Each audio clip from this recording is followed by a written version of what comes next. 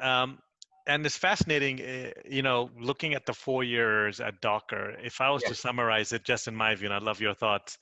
I saw first of all, starting with Solomon's vision at when he outlined Hmm. the impetus behind Docker and the talk he gave, Hmm. and some of the principles he set out. And so now here you are, you've come in, the principles have been set.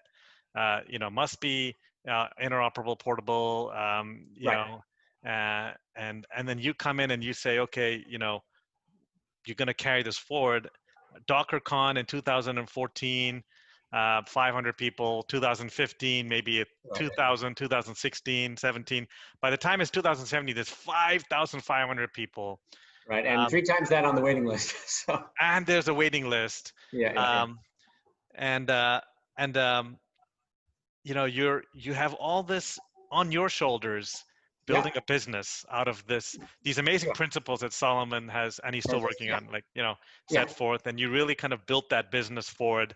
But when you were a 40 person company, 2013, 14, can you just talk about what the vibe was like?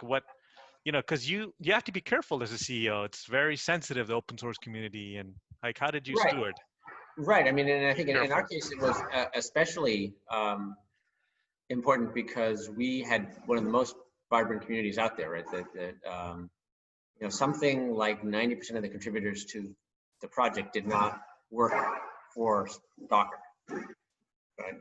And what made us really interesting was the ability to work across, was that we had this vibrant community, but it's also difficult, right? Because suddenly what happens with us, impacts the fortunes of Google, Amazon, Microsoft, VMware, right? And another good proverb is when elephants fight, sometimes the grass gets trampled.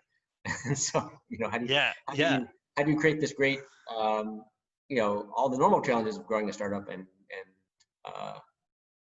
being a dealing with hyper growth and dealing with competing priorities and raising money and dealing with people using your product before it's really mature. But then you add on top of that like all the industry dynamics, and I think it became clear to everybody that wow, containers are kind of key to Docker is kind of key to how do you make microservices happen and how do you make cloud computing really happen and how do you make edge computing happen, right? I mean, and so it was both exhilarating and terrifying at the same time.